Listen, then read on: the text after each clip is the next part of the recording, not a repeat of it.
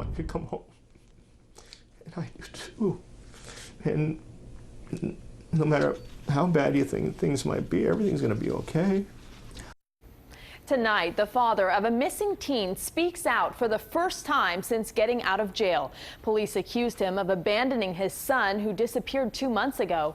CBS 4's Carey joins us live from Sunrise, the last known location of the teen. Carey?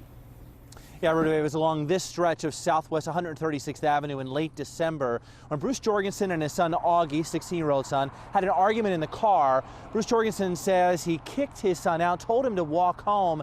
Jorgensen says that set off a chain of events he could not foresee. His son remains missing, and now he's charged with deserting him.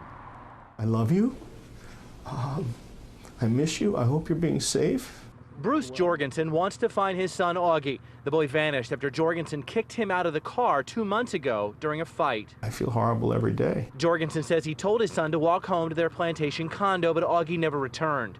Plantation police say Jorgensen failed to file a police report on his missing son and was uncooperative.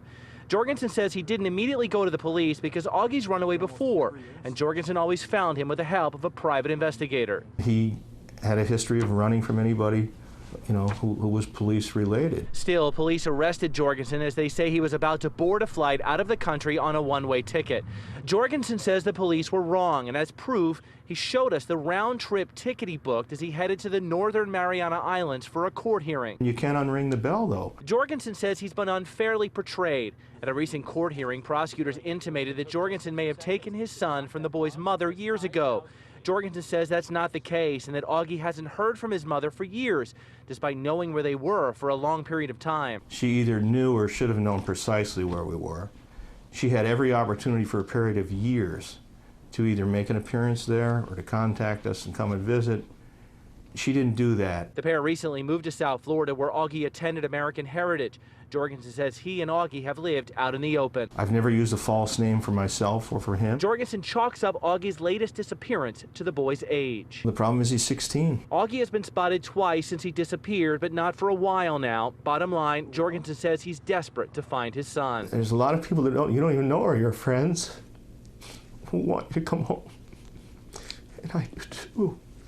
And no matter how bad you think things might be, everything's going to be okay. Now, Jorgensen has set up an email address for people to email tips about Augie's whereabouts. The email address is help4augie@gmail.com. Jorgensen is also offering a reward of $5,000 for information that leads to his son. Now, the next step in the criminal case is whether prosecutors will file formal charges against Jorgensen. We should know the answer to that question in the next month or two. Live in Sunrise, Carey, CBS 4 News Tonight. Carey, thanks very much.